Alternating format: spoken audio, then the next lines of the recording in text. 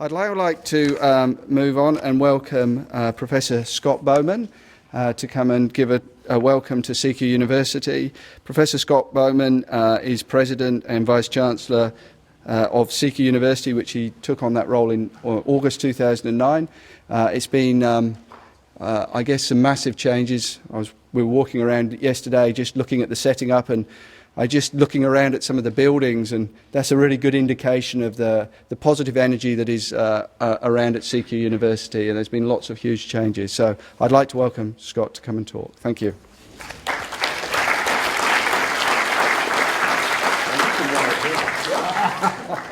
This guy let me down really badly. We had these hats made to celebrate our relationship with the Queensland Agricultural College, and welcome to the guys from the Ag College that are here. Dave said, yeah, we both wear the hats tomorrow for the opening. And I noticed Fiona Colston's got one as well, and she's not wearing it. So I'm the kind of poor man's Bob Cadder here this morning. A very warm welcome to the conference, and it's great to see so many colleagues from the university and also from our run colleagues in other run universities. Great to see some former colleagues. Great to see Brenda Appel up there, a former engaged professor at the university. Great to see Jason Costigan, our member, state member for up around Mackay and Cannon Vale. Always a great supporter of the university. So welcome to everyone. Can I start by acknowledging the traditional owners and the custodians of the land that we're meeting on today, the Darumbal people, and can I acknowledge their elders, past, present, and incredibly important to us, the future, and just say to the Darumbal people, to Wade, to other Darumbal people that are here, and other Aboriginal and Torres Strait Islander people, what a privilege it is to be in a university that is working with Aboriginal and Torres Strait Islander people to really bring about reconciliation and to try and really right some of the absolute terrible wrongs and atrocities that happened after the invasion of Australia. So we are working very hard, and I'm very privileged to have our Pro-Vice-Chancellor Bronwyn Fredericks there working with us and helping us to bring around that reconciliation. I'm going to just talk a little bit about the university, because I was saying yesterday, what do you want me to talk about? Do you want me to talk about regions, universities in general, regional universities, or CQU? And I think Dave said, talk about regions. And I said, well, I don't really know much about them. So he said, well, OK, we'll talk about regional universities and their impact. And I said, well, I don't really know much about them anyway. So in other words, I was always going to talk about this university. So tough. Look, I think it's just a bit of an introduction of showing you what one university is trying to bring about a brighter future for Australia's regions.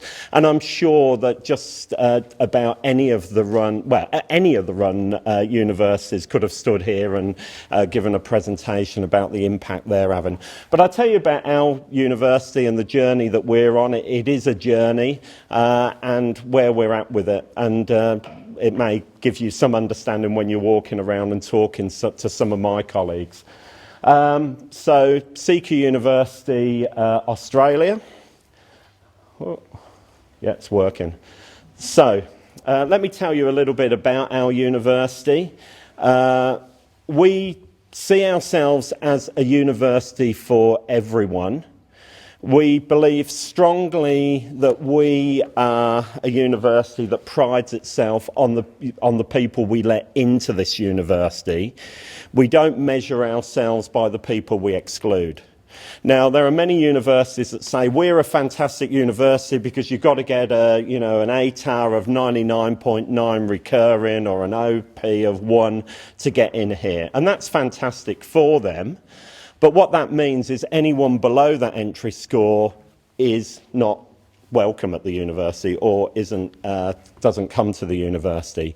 We see ourselves quite the opposite of that, of really being a university that's inclusive and willing to give anyone a go. Now, that doesn't mean that everyone enters into a degree here, but we have lots of pathways and also programs that aren't degrees. We have around about 30,000 students in the university. We say we are the largest regional university, and I think you'll see in a minute that we have by far the biggest regional footprint, or the biggest national footprint of any regional university. But I always have Andy Van nagging in my ear, oh, we got more students. And as I say to Andy, I don't care. Anyone here from Charles Sturt University? No one from Charles Sturt? Where? Yeah, we don't care. We're bigger. Yeah. Charles Sturt University, great university. I used to work there. It was even greater back then when I worked there.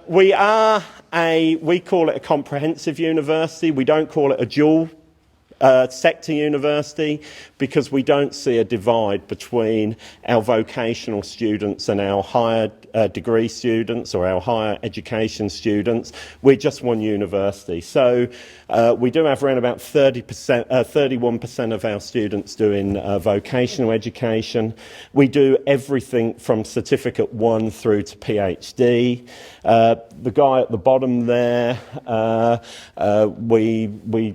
we awarded some certificates yesterday to a whole group of students with Down syndrome and other learning difficulties, and we were very proud that we could give them a university certificate. If you'd have been in Mackay a couple of weeks ago, you'd have come to our graduation and you would have seen students with Down syndrome and other, big problems that they're facing in their lives, going across their stage and getting their Certificate 1s and Certificate 2s at the same time as people getting PhDs. And we are as proud of those kids as the PhDs. All of them have achieved to the absolute maximum. So that's what we're about as a university. It may surprise some of you that we have 13% international students. At one time, this university got up to 52% international students, and it was about that, I think, when I came. I think most people would know we had a lot of reputational problems around international, and we have fought hard to get the international side of the business back under control, because it did get out of control, and to really improve the quality and the reputation around that. And the guy that looks like the Prime Minister of England up there with the red tie, Alistair Dawson, is our DVC International Services, and it's down to him that we've changed our international business around. We are a values-driven organisation. Most universities have a set of values, but I would challenge most of you to say, what are the values for your university? What we do in most universities, we have a set of values, we do it, we launch it, and then we put it into a filing cabinet. Look, let me try something. Right, I'll move off of that slide. And I will say to Fiona Colston, one of our you can't see them now, what are our values? Engagement and openness, leadership and inclusiveness. Well done, yeah. They're easy to remember because they spell E. coli, so she cheated a bit. We actually did a voice survey and we found that 84% of our staff knew what our values are, could actually recite our values, and over 80% believed in the values and believed that we were living our values. So we talk about these all of the time, and a lot of our decision making comes back to this. If we're having a tough time making a decision on the exec or in the Vice-Chancellor's advisory or in the schools or the divisions, often people will go to the values, and really, often, once you put those values across a problem, it's a no-brainer. And, all of them come into play, but definitely can do, openness, and inclusiveness are ones that often solve most problems in the university. So engagement is absolutely core to everything, and I'll talk about that. Can do. A lot of universities talk a lot about doing things. We try and get on and actually do them, and sometimes that bites us in the bum, but usually it works really well for us. Openness. Everything's open in this university. You can go to our website and you can find everything. You can find out our finances, our Deputy Vice-Chancellor Finances and Planning, who's in here somewhere, obviously not up there at the back, Narelle Pierce is putting in a new finance system where everyone in the university can go in and see everybody else's finance, which even I found that a bit scary. Everyone knows what I earn. I earn, what is it, about 560, 580. Lowest paid Vice-Chancellor in Australia, I might add. But still an incredible salary. Much better than Narelle's. We, for the whole of the executive, we take pay rises with the rest of the university. So if the university gets 3 or 4% pay rise, then so do we. I'm just giving that as an illustration to show that we are open. We have an incredibly good relationship with our union, and that's really helped us. We see the union as our partners in change, which I think is a bit different. Everyone's a leader in the university also means everyone's a follower. So if someone comes up with a great idea, so there's Julie Roberts there who leads our social innovation. If she comes up with a good idea, I'm hopeful that we all get behind and follow her. It doesn't mean that just because you've got Vice-Chancellor or Deputy Vice-Chancellor in your title that you're going to take the leadership in this university. Sometimes we're the followers. And inclusiveness, you know, we just want to be a university for everyone. That's our strategic plan. That's it. I mean, again, a lot of universities, and what we used to have was a 25-page strategic plan. We rewrote it every year, and no one ever read it. We've come up with this, that we think we're a strong university, but we want to be a great university. Everything we do, we want to come under an umbrella of engagement. We want to give our students a great experience. We want to do some great research. We want to be inclusive. We want to be a distance education provider because we think we can have an impact on lots of communities. And we want to give back, and I'll talk about giving back at the moment. We are not ashamed to say that we want growth, and we want to grow very quickly.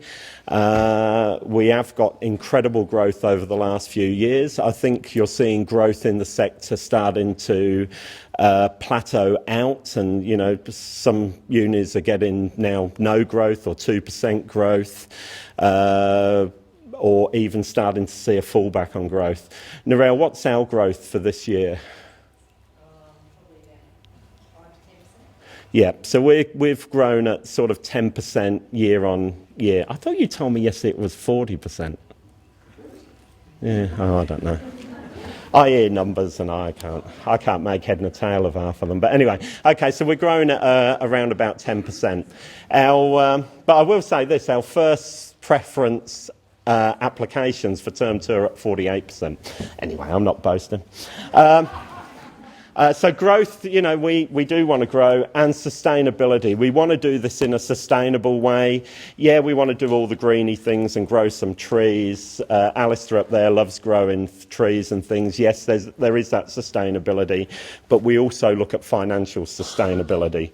To do the things we want to do, we need to be strong financially. And I often say that what we have to do is act commercially so we can do lots of uncommercial things. And we did hit a real brick wall back in 2012 where we were growing like mad. Our student numbers were going through the roof and we had a cash flow crisis. It's then that we realised that not many of us really understood finance at all. And that's when we brought Narelle in. Now we do understand finance. Narelle runs a little quiz at every VC's advisory committee. and we now really understand the finances of the university. We will never get into a cash flow problem again. Engagement is at the heart of everything we do. That is our core value, and Pierre Vougeon, Pierre's up there, is our Deputy Vice-Chancellor, Engagement and Campuses, and it's all about partnerships with our communities to make sustainable communities. So we don't do teaching and learning anymore, we do engaged teaching and learning. We don't do research, we do engaged research.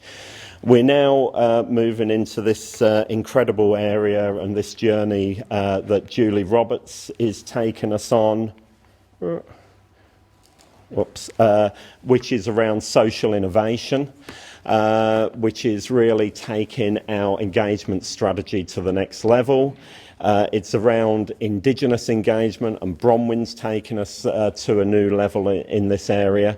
This is what lies at the heart of the university. And also a giving back philosophy, and I'm not sure they're the right words, and I think we need to look at those words. But I think we are one of the few universities where our council has passed a resolution that we will give back a percentage of our turnover each year to the communities that we serve.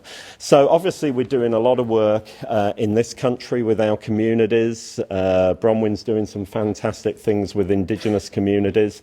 But we've also got lots of Indian students, and we didn't think that was a very good thing to be seeing. We're taking money through fees through one of the poorest countries in the world to subsidise some of the richest kids in the world. So we looked, how could we give back to Indian communities? We're now doing a lot in India. We've formed a relationship with a group called Salam Balak, and these are street kids. Kids get abandoned in India, they're put on trains, absolute poverty. The families don't know where to turn. We can't understand this. I mean, can't get this, how you could just go and abandon your kid and put them on the train. But thank God I've never been in that level of poverty. But anyway, the kids go on the train. They end up in the big places like Delhi, wandering the streets of Delhi. Salam Balak rescues them. We're working with them to sponsor some work for the kids when they get a bit older, and also we're now putting 30 kids a year through university in India. So we are now seeing our scholarship kids graduating as doctors, engineers, fashion designers, you name it, they're graduating in it. And these were kids 15 years ago, were wandering bewildered around the streets of Delhi, 4 or 5 years old. Our students have really engaged with that, so we have teams of our education students, psychology students, nursing students going to work with the kids. The students queue up to try and get places to go out there, and they pay all their own fees and raise money for that. We're running clinics in Nepal. We're doing stuff with the Big Idea. We've won the Big Idea competition run by the Big Issue magazine 2 years in a row, and this is one of our engineering students that designed this facility here. It's like emergency housing out of pallets, and it did stay up during Cyclone Marcia. Lots of people involved in lots of people, but I do want to acknowledge Lara Carlton, who's up there, is our Associate Vice-Chancellor for Melbourne, who has really done incredible work with the Big Ideas project. So lots of work going on like that, and hopefully you'll see that while you're at the university.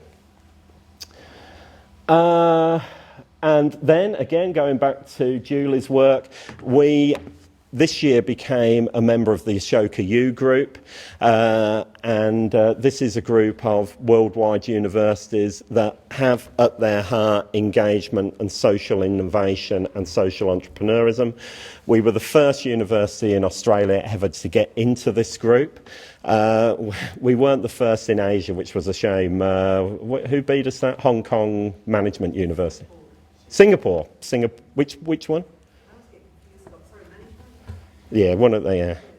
But, you know, there's some interesting groups here. So there's places like Duke University, Stanford University are in there. So there's some of the Ivy League university, but there's also universities like ours. I think there's only about 20 or 30 members of that group. How many? Yeah. There's 35. As I said, 35 members. It's good when you've got good people around. You don't have to remember anything, or do anything actually. So social innovation is right at our core.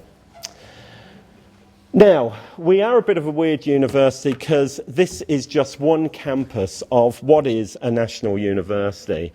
Some might even call it the Australian National Regional University.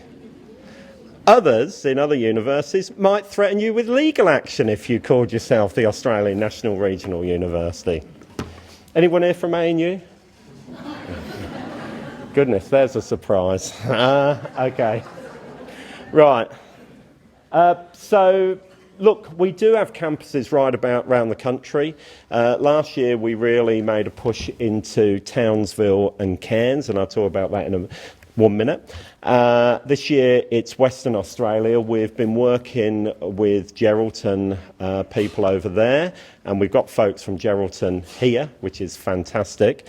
But we're opening a big campus in Perth, and we're also going into Broome and somewhere else. Where?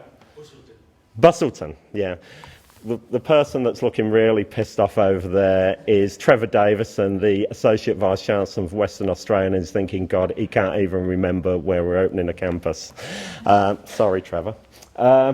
Okay, so it's probably more or less 25 delivery sites now. So let's have a look at why we're doing that. Well, we've always been a multi-campus university. Right from our early days when we opened here, almost immediately we then went into Gladstone. That was the second campus that we have, and there's our Gladstone campus. We then went to Mackay, and then to somewhere else. God, my memory, I think I'm getting, I don't know. Where do we go next? Bundaberg, yeah, all over the place. Anyway, so we formed campuses and became the University of Central Queensland. So we got used to running campuses rather than just being in one central location. And I guess the next stage in our history is we went into the metropolitans. The university wanted to get international students. We realised there was a real challenge to bringing international students to central Queensland, so we opened campuses in Sydney, Melbourne and Brisbane. Now, in some respects they were problematic, and I've talked about reputation. I think they were problematic because we gave our brand to another organisation. And if there's one thing I've learned is you don't do that. And I think the universities that are having problems with their international and with their reputation at the moment are those that have actually given their brand to another organisation to run. And that's what we did.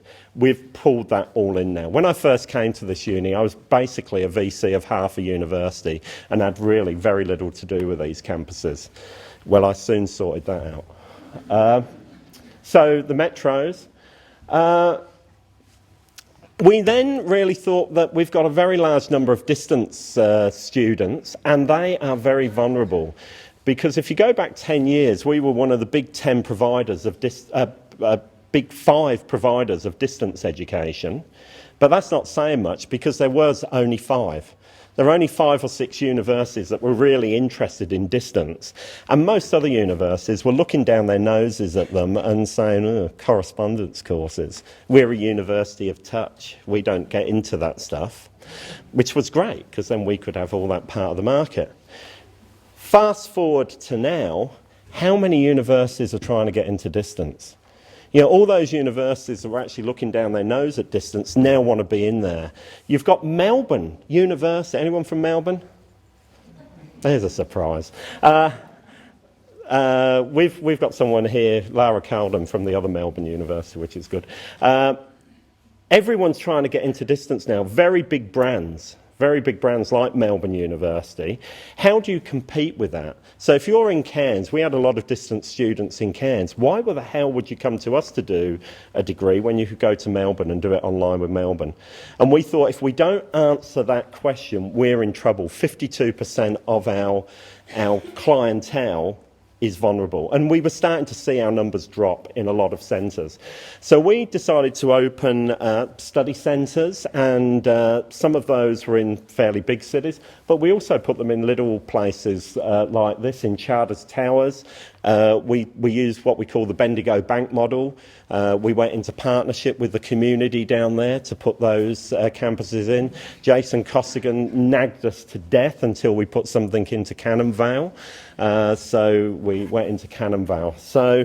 And the study centres worked. All of our analysis show that when we put a study centre in, we value add. OK, you're doing distance, but you can go to a physical place, have user computers, video conferencing, and more importantly, you can meet your fellow students. And you can go to a quiet place, you know, away from screaming kids and what have you. As I said, Geraldton was very important to us. Geraldton community and the Geraldton University Centre had this absolutely fantastic centre over in Geraldton.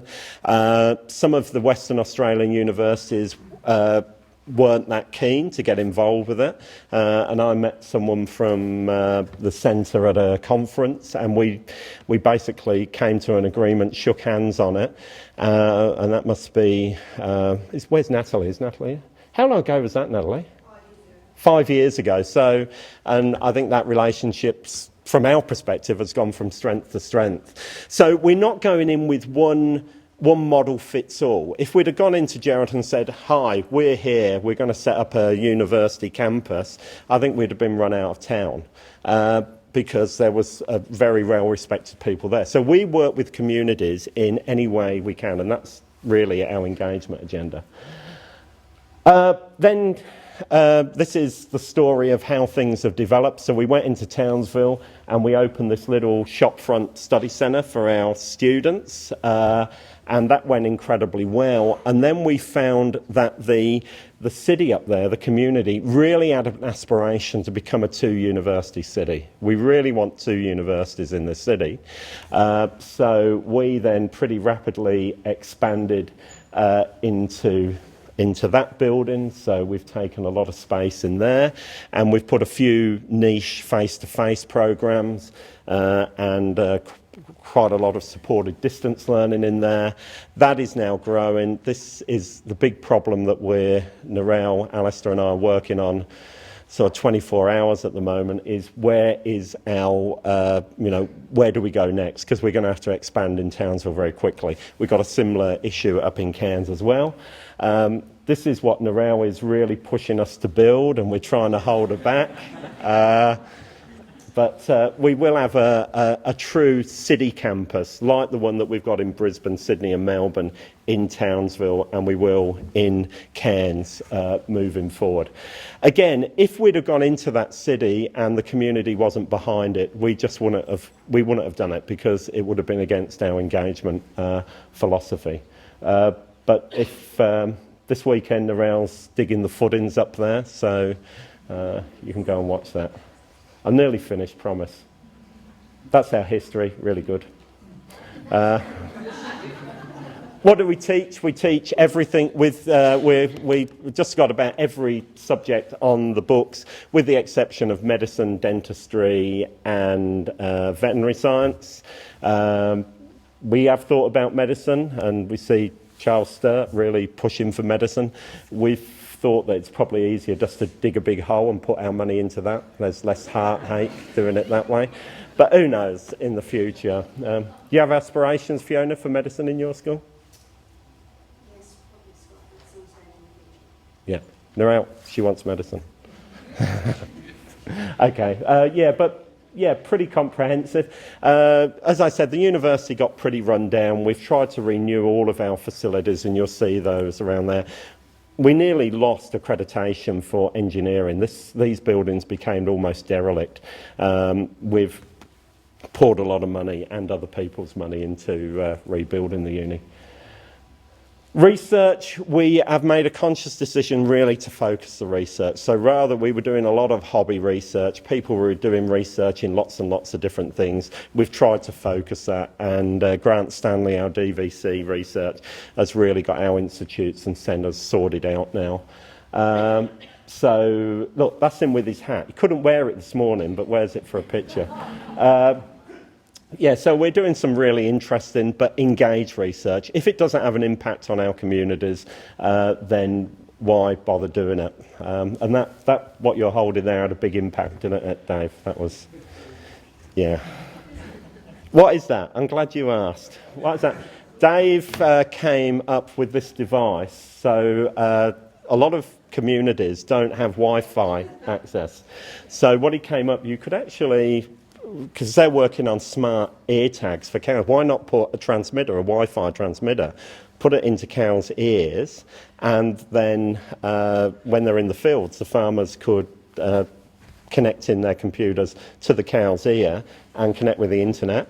They had a problem, there's so much electronics, it's overheated, but you had when the cows flap their ears, it did. And what was the date you launched that on? Yeah, early April he launched, very early April, and that went kind of national, and I still think some people think that it was real. Anyway. But doing some work here in railway engineering, stupid pranks, power engineering, lots of environmental science, health, and a lot of agriculture. Agriculture is our thing. Anyone know what they are? Huh? Agave. Oh, the director of research knows what they are. What a surprise. You've spoilt it. All of them have to say pineapple, and then we tell them. Thanks, Suzanne. Anyway, they're tequila plants, aren't they? Yeah, tequila. Yeah. Well, I'm glad that was good, wasn't it? Okay. We've put some interesting facilities. This is our facility down in Adelaide. We have the biggest sleep lab in the southern hemisphere down there, because a group of researchers were doing a lot of work up here. They were working for University of South Australia and said they would like to work for us. We said, yeah, come across. Most of our research groups are, 3 or 4 people. Drew Dawson came across and said, I got 40. So we literally had to build a campus around that research group. It's been incredibly successful. We've taken on facilities for agriculture. And you can actually see that by doing that sort of thing, some would say poaching, but I think that's a really ugly word, you can see our psychology has gone up to an era 5 in psychology. So we are very targeted. And, if you're a group of 8 university, that's probably not very impressive era results, but I think it's a fairly good result for a regional university. So we are getting somewhere with our research and definitely going up in our research. And that's about us. So, look, enjoy your time here. Do take some time to have a look around the university, and if you have a time to look around central Queensland and the city, do talk to some of the folks from the university about some of the things we're doing, because we are doing some really weird and strange things as a university. We have a philosophy. I think that we can fail in about 30% of things. That we will try things, and we will get our leaders to try things, and we will let them fail in about 30% of things that they try, as long as they're getting 70% success. So we don't hammer people if they get it wrong. We'd probably hammer people if they never tried anything. So look, I love this university, and I really do use that word. I do love this university. I just admire the people that work here. I think we've got it. It's just a brilliant job for me, because now I'm just surrounded by brilliant people, and once you've got those brilliant people surrounding you, you really don't have to do anything. You can just sit in your office looking at eBay and Facebook. It's just great. Anyway, welcome to the university. Have a really great time.